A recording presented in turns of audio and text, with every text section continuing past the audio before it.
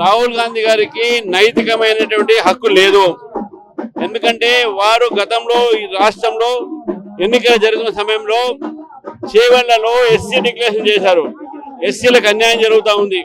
కుమ్మెరలో చూసాము ఎస్సీ ఒక మహిళ ఏ విధంగా అక్కడ వారిని వివక్షత చూశారు.